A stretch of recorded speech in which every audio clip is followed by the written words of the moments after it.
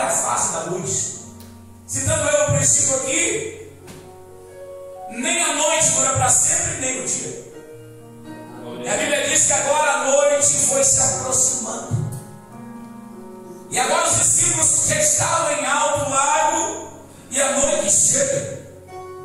E a Bíblia cita, irmãos, que já era a quarta vigília da noite. A quarta vigília da noite era a última vigília que a noite tinha. Era das 3 da manhã às 6 da manhã. Era a última vigília. Era um ponto crítico para muitos. E Jesus, onde é que estava? Estava orando. Os discípulos estão indo na direção certa. E quando a noite chega, então agora os discípulos começam a perceber que o vento está mudando. O vento está mudando. Mas é impressionante que quem mandou eles entrar no barco foi Jesus. Aleluia. E por que Jesus não foi com eles? Numa outra passagem bíblica, a Bíblia diz que Jesus entrou com ele no barco, adormeceu, bateu o vento sobre as águas, e eles foram lá e despertaram Jesus. Agora Jesus não estava dentro do barco. Aleluia. Glória a Deus. Por que será que Jesus mandou eles irem sozinhos? Já que Jesus gostava muito de subir o monte da oração, seja o Getsemane ou o Monte das Oliveiras, ele sempre escolhia. Nós sabemos disso. A Bíblia revela que Jesus então separava de dentro dos 12, 3 discípulos, chamados de Pedro, Tiago e João, para o acompanhar na oração. Glória a Deus. Mas agora não, Jesus colocou todos dentro do mesmo barco. E Jesus despediu eles, era 6 horas. Então, essa também era a última fase do dia, às 6 horas. Depois das 6 horas, o dia estava dizendo: acabou o meu trabalho aqui. Por quê? Porque o salmista também diz que uma noite revela uma outra noite, e um dia revela um outro dia. O dia está se passando e Jesus está dizendo: isso mesmo, eu vou colocar vocês no último período do dia. Porque eu nunca vi, irmão, Jesus colocar seguidores à prova. Quem segue Jesus não são provados. Quem vem buscar Jesus só por milagre, Deus não coloca eles em provação. Mas aqueles que foram chamados para permanecer com Jesus e aprender de Jesus, vai chegar um momento na tua vida e na minha, que nós vamos ser provados pelo próprio Jesus Cristo. Porque Jesus quer ver a nossa capacidade. Aonde está a nossa verdadeira coinonia, ou a comunhão que nós temos com o Espírito Santo. Eu sei que tem menos pessoas que frequentam igrejas, grandiosos templos, chegam a milhares de pessoas dentro de templos por aí. Mas se eu pudesse olhar para a Bíblia e para esse povo, eu diria que nem todos eles estão preparados para sair da fase da luz e entrar na fase das trevas. Tem pessoas que não querem que a noite chegue. Elas gostariam que elas tivessem o poder de fazer igual Josué, de orar e fazer o sol ficar derretido sobre a sua casa. A noite não é boa para ninguém. O próprio Jesus disse que nós devemos trabalhar enquanto é dia, porque quando a noite chega, nós não enxergamos mais nada. Aleluia. Essa é a fase das trevas. Então Jesus deixou eles passar esse período das trevas, porque Jesus realmente queria revelar algo para eles, algo muito importante. E eu tenho dentro de mim, irmãos, que Jesus tem querido fazer isso conosco, que nós não temos entendido o que Jesus quer fazer. Porque as maiores vitórias, os maiores milagres que nós recebemos, os maiores encontros que nós temos tido com o nosso Deus, é no momento de trevas, é no momento de luta, de peleja, de batalha, de aflição, de perseguição. Os momentos que mais nós somos sensíveis ao Espírito Santo é o momento que você está sofrendo, é o momento que você está chorando, é o momento que você tem uma perda. Nesse momento você se abre para Deus e o Espírito Santo vem sobre ti para te confortar e te consolar. É o período das trevas, e o nosso Deus sabe disso. E é por isso que Ele colocou os naquela embarcação já no último período do dia, da luz. E nós estamos ainda dentro do barco. E agora, na metade do lago, o texto bíblico chega a dizer que na quarta vigília da noite, então, o vento começa a bater. E a Bíblia chama de vento contrário. Tudo que é contrário a você está exigindo que você faça força para continuar na direção que você quer continuar. É o que mais tem acontecido nos nossos dias. As coisas estão tão contrárias a nós que muitas vezes nós nem sabemos se nós temos ido para o lado certo ou para o lado errado. Muitas vezes eu mesmo pergunto para mim mesmo: será que eu estou fazendo uma coisa errada? Será que nós estamos pregando algo que não é para nós pregar? Será que nós temos falado algo que não é para nós falar? Ei, será que eu tenho orado de uma forma errada? Será que eu tenho colocado a minha santificação diante de Deus de uma forma errada? Por quê? Porque parece que tudo está ao contrário a tudo que nós fizemos. Isso é um projeto. Você está tentando fazer as coisas tudo certinho. Você está tentando ir na igreja, orar, você está tentando ser um grande, um servo na serva de Deus, mas as coisas estão contrárias contra você.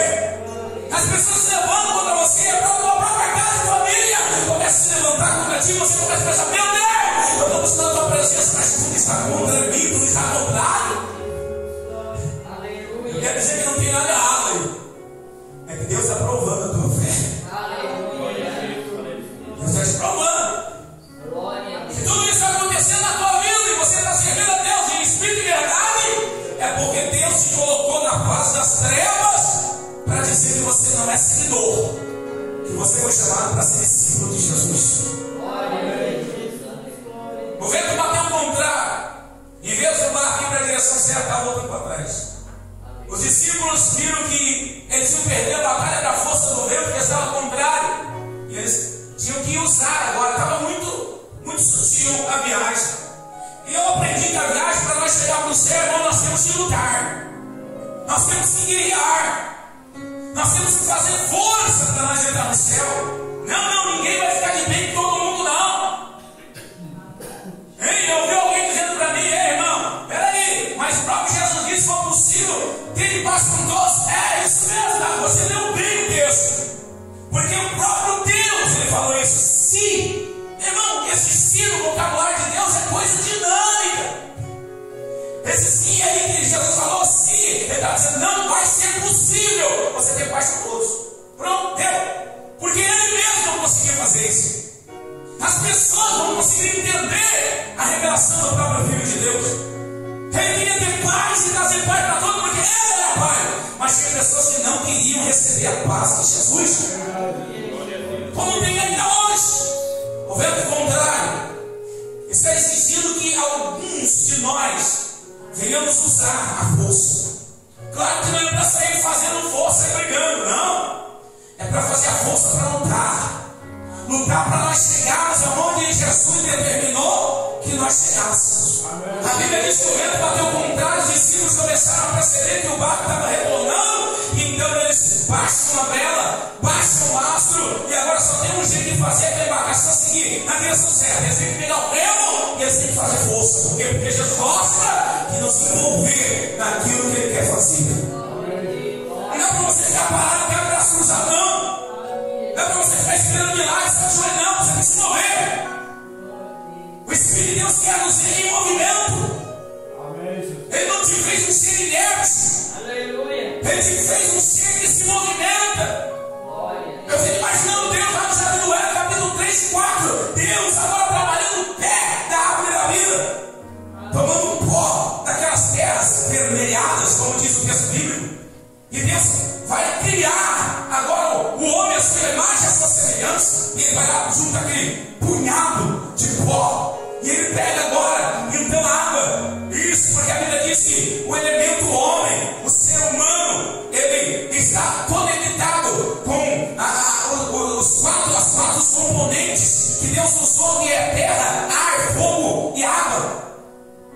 E Deus pega agora a terra, o pó, lá no pé da árvore da vida. E a Bíblia diz que lá corria 4 rios de águas cristalinas, um deles é o Eufrates. E Deus mistura a água com o pó e começa a fazer a massa do barro que ele ia formar o homem. Ele desenha o homem, a sua imagem, a sua semelhança. Imaginou já Deus criando o teu corpo? Vamos fazer um exemplo aqui, uma simbologia. Deus fez o meu corpo, e Deus sempre vai criar o corpo do ser humano como Ele cria. Ele não cria por fora primeiro, primeiro Ele cria por dentro.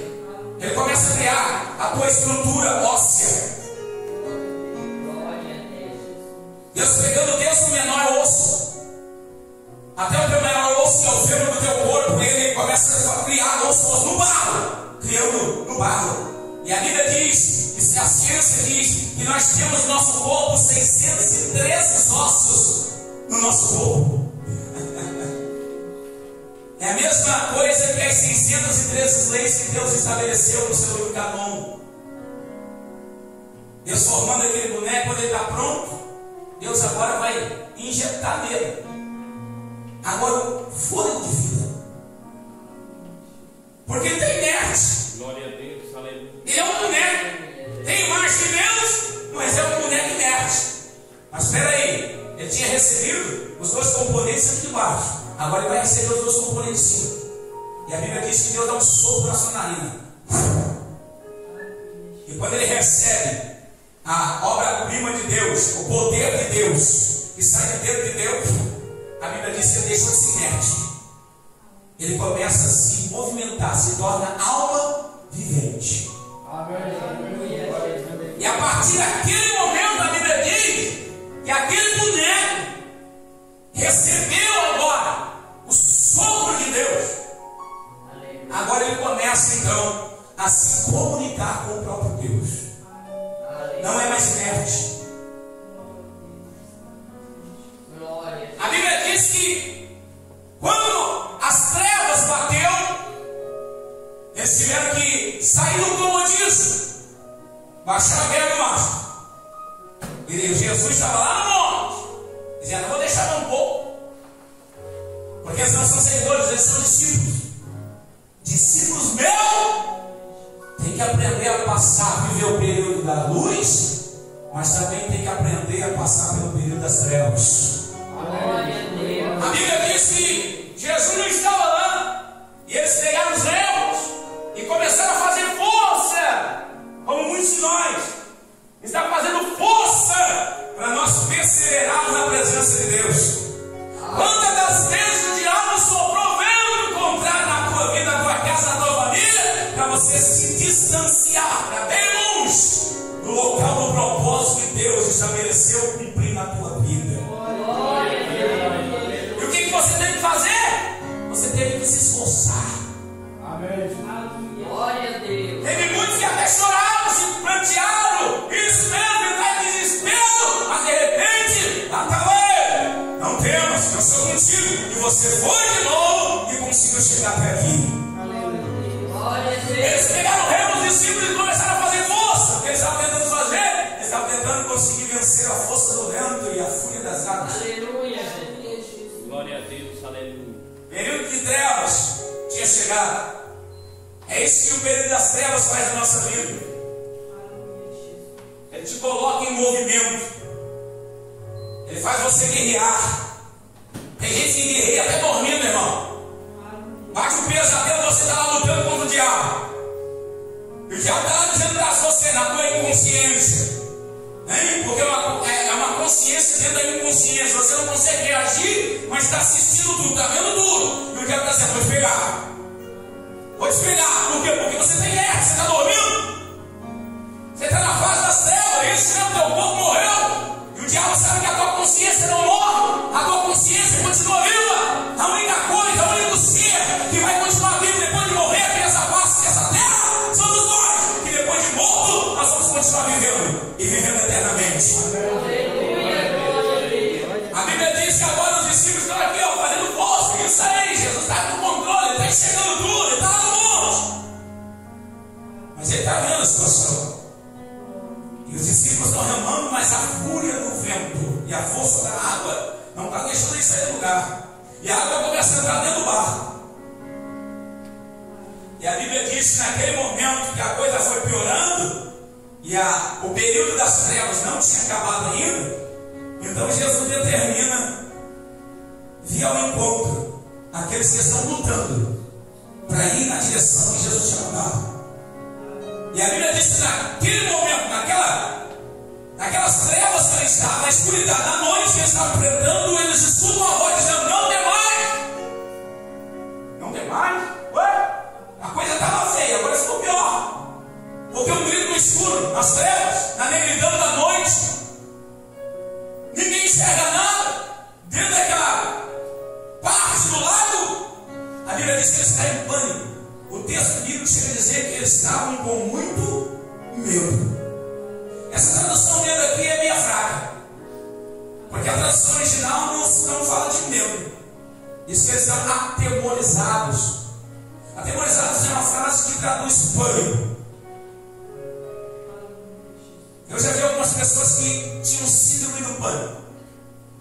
Pânico é a mesma coisa que você chegar aqui devagarinho e dar um susto numa pessoa. Ah! A pessoa dá um salto. Não é? Porque a pessoa está toda a vida achando que alguém vai pegar, alguém vai alcançar, alguém vai atingir, alguém vai ferir. Isso é um demônio. Pelo poder da noite, das trevas que estava sobre os discípulos e a situação que eles estavam enfrentando, a Bíblia diz que os discípulos estavam numa esfera de linha de pensamento muito frágil, muito sensível. Porque quando nós estamos passando o período das trevas da noite, nós estamos sensíveis. Nós choramos, nós pranteamos, nós nos arrependemos.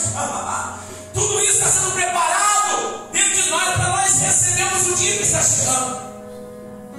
Aleluia. Mas quando Jesus dá o grito e diz: não tem mais, a Bíblia diz que os discípulos se apavoram, não estão enxergando ninguém. No meio daquela tempestade, daquela negritude.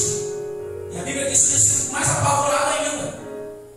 No meio daquele pavor todo, um dos discípulos se atreve e pergunta: eu quem? Então ela responde: eu, Jesus. E aí o discípulo diz: eu vou confiar mesmo. Um perigo, não estou enxergando quem é, onde é que está? Um perigo, eu vou saber se é Jesus mesmo. E aí a Bíblia diz que Pedro toma a palavra e lança o desafio. E se és tu mesmo, Senhor, manda-me ter contigo por soberano. Na verdade, Pedro não queria só provar que era Jesus. Ele estava querendo sair daquela situação, como alguns de nós. Irmão, se Deus se me colocar no período de trevas, eu não vou pedir para Deus me tirar. Por quê? Porque é lá naquele período que você vai se transformar num discípulo íntimo de Jesus Cristo. Amém. Eu conheci muitas pessoas que diziam ser fortes. Quero isso, quero aquilo, quero aquilo outro.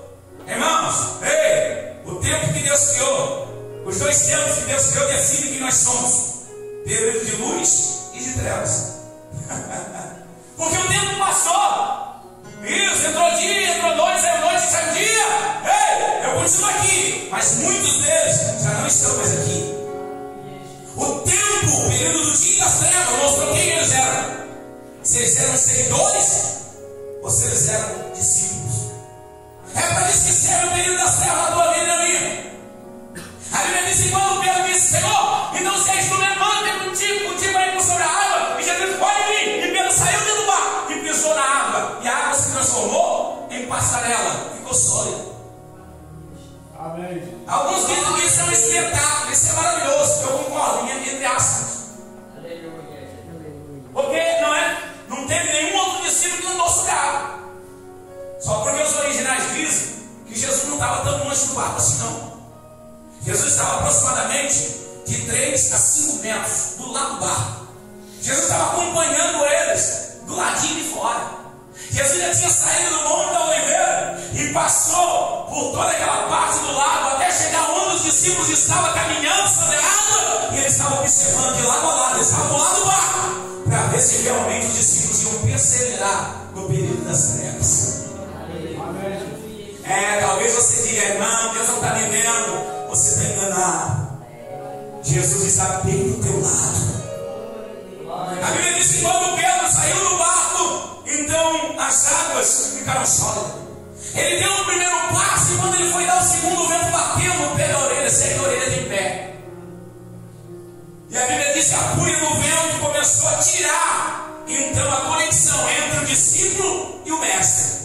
Quando algum problema começa a tirar, roubar a nossa conexão, comunhão entre discípulo e mestre, com certeza vai haver um abismo entre o mestre e o discípulo. Vai haver um abismo profundo que nós não Bíblia diz que o véu conseguiu tirar a percepção, a sensibilidade e o poder de sentir, não de ver, de sentir.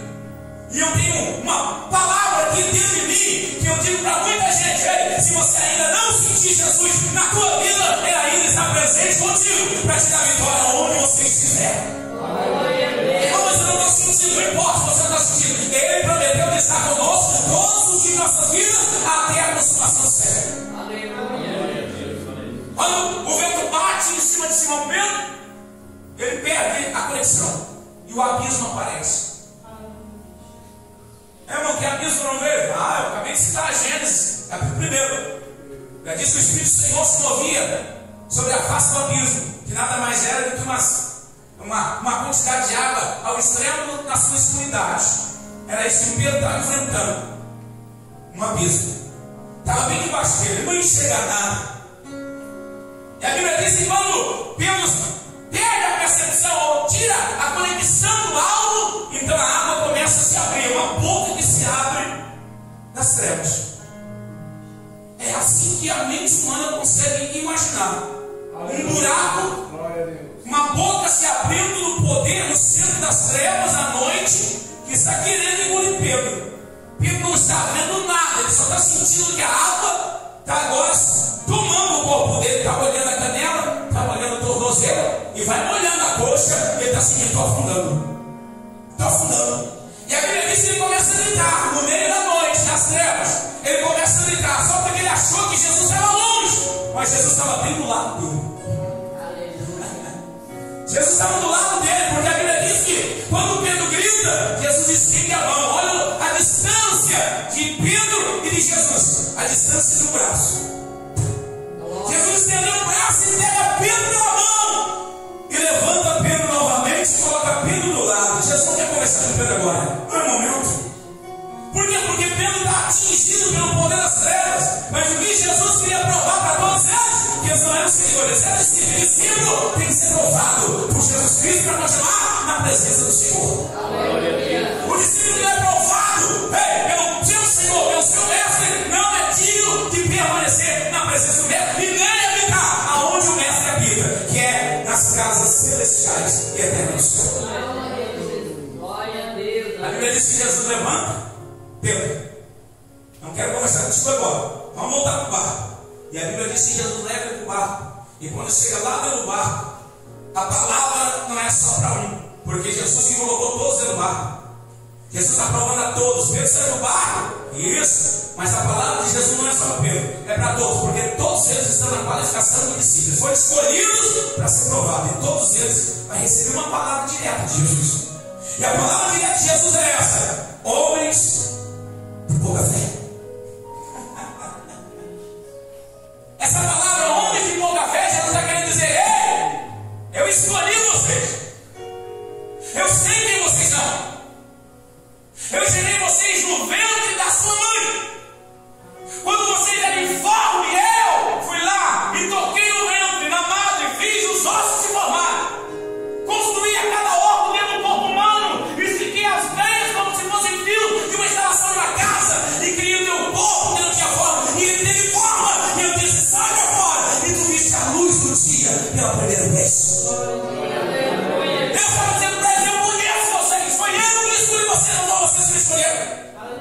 Mas eu estou aqui hoje, colocando vocês no período de trevas, porque as trevas não vai durar para sempre. O dia já está chegando aí, e eu queria saber se realmente vocês estão preparados para estar diante de mim. Eu sei que as lutas são grandes nesse mar da vida que nós estamos enfrentando. Talvez o teu barco esteja bem apertado, são muitas pessoas que estão querendo se salvar.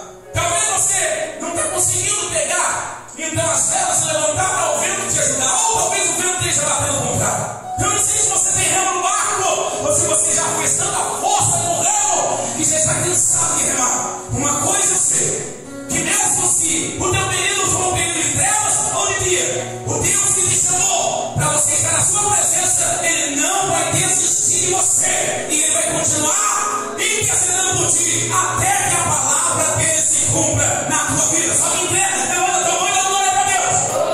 Eu creio que Deus não vai desistir de você. Diga dizer vamos viver e entregar a vitória na tua vida. Homem de boa fé. Jesus está dizendo, puxa vida, hein? Vocês estão dizendo que confia em mim, mas ó, chega na hora, dá, e vocês vão passar pela prova. Eita, eu queria dar um 10 para você, mas vou ter que dar um 5. E a Bíblia diz então que eles se encolhem no mesmo canto, se amontoam dentro do mar. E eles dizem, esse aí, verdadeiramente, ele é o Filho de Deus. Aleluia. Aleluia, Jesus. Glória a Deus. Eu sei, irmãos, que nós somos deixados como um espetáculo sobre a terra. O apóstolo Paulo disse que nós somos deixados como espetáculos. Você sabe de onde vem a origem da palavra espetáculo?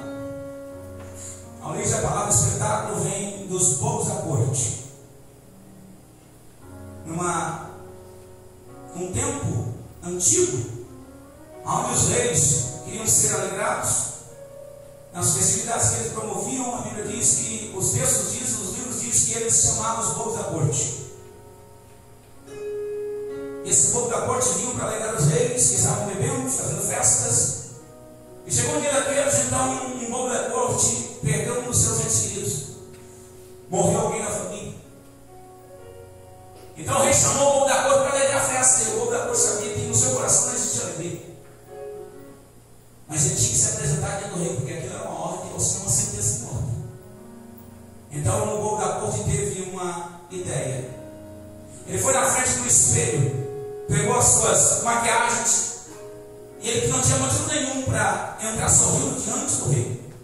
Ele pegou e pintou no seu próprio rosto. Metade do corpo dele ele pintou um palhaço rindo. E a outra metade, ele pintou um palhaço que estava chorando, uma lágrima no seu olho. E foi ali que ele entrou diante do rei, com o rosto pintado, a metade rindo, a metade chorando, e dali foi originada a palavra palhaço. O apóstolo Paulo disse que nós somos taxados como espetáculo. O espetáculo no original quer dizer que nesse mundo, as pessoas desse mundo olham para nós como se nós fôssemos palhaços. Olha o que Deus fala na sua palavra. Nós somos escórias desse mundo. Parece que nós somos deixados aqui para alegrar alguns reis e rainhas. Mas não é a verdade isso. A verdade é que nós somos astros luminosos. Que ninguém enxerga por fora quem você é realmente por dentro. Eles olham para você e para mim estão vendo roupas. O tempo tem te machucado, e a mim também. Ó, meu cabelo caiu, meus olhos já estão perdendo a força, a sua visão. Porque nós não fomos criados para viver nesse espaço-tempo por muito tempo. E o tempo mostra que nós não somos aqui, porque o tempo vai vencendo o nosso corpo físico. A nossa pele vai arrugando, nosso cabelo vai envelhecendo, vai caindo. A força dos olhos vai se extinguindo. Sabe o que Deus quer dizer em tudo isso? Deus quer dizer para você e para mim que Ele te deixou no período de noite. Mas a hora que essa casca desse ouro quebrar, nós vamos nascer para ser nova criatura em nosso corpo, que é um corpo hoje corruptível. Nós vamos receber um corpo incorruptível para a glória de Deus. Portanto, eu te animo a não desanimar. Talvez você esteja passando pelo período de Deus, talvez você esteja na luta, na prova, isso mesmo, a ponto de conversão, você faz tanto tempo que você está dentro dessa embarcação e o dia não chega. Ei, eu não preciso do dia cedo, eu não preciso que a luz do sol me ilumine. Eu já tenho o sol da justiça brilhando sobre a minha vida, eu tenho certeza que ele também brilha sobre a tua. Jesus está contigo nessa peleja.